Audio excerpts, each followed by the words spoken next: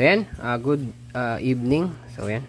So ngayon, ito yung first issue na na-encounter ko dito sa PK10 Pro. Yung mic hindi na gumagana. So, ang history kung bakit nag-umpisa siyang hindi na gumana is kahapon is ginamit namin to sa party ni Mrs. Sa school. Ginamit siya sa party sa school and eventually nahulog to ng malakas, as in nahulog siya ng mataas. So bigla na lang hindi na gumana yung mic. So may power naman siya pero hindi talaga gumagana, hindi na siya gumagana yung mga buttons and hindi na rin gumagana yung mic niya. So kahit anong gawin ko hindi na siya makonect. Pero nung umuwi na kami dito sa bahay is yung isang mic na spare is gumagana naman siya, meaning andito yung problema sa mic and wala sa loob. So ang first step kong ginawa is since may background ako sa electronics, so nakita nyo naman sa iba kong mga upload is nagre-repair ako. So ang ginawa ko is binuksan ko yung unit, tiningnan ko kung meron siyang problema sa loob. So upon checking is wala naman akong nakitang mga sira sa loob, wala namang nabasag, goods naman yung mga voltages is and nagpa-power naman siya, tsaka pag pinipindot mo gumagana naman siya, kaso hindi lang talaga siya nagko-connect doon. So ayan, diniscover ko, hinanap ko kung paano i-pair ito sa loob niyan. So pinipair pala talaga to. So halimbawa meron kang nahanap na bagong mic na ganito, is pwede mo siyang i-pair dito sa system unit.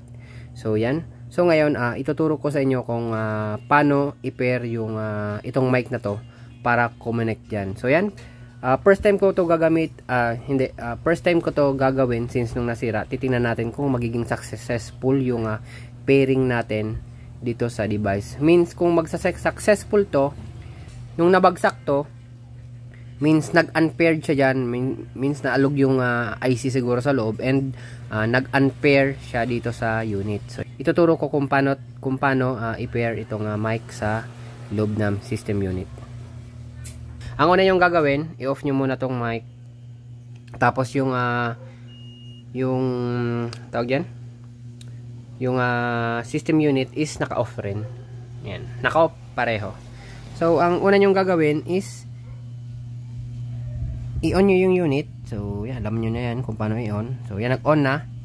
Tapos pindutin nyo yung cancel, i-hold nyo na mga 5 seconds.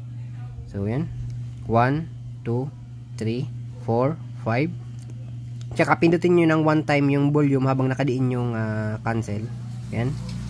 10. Ayan. Ulitin natin. Sobrang ata. Hold yung blue. 1, 2, 3, 4, 5. Tapos pindot yung volume.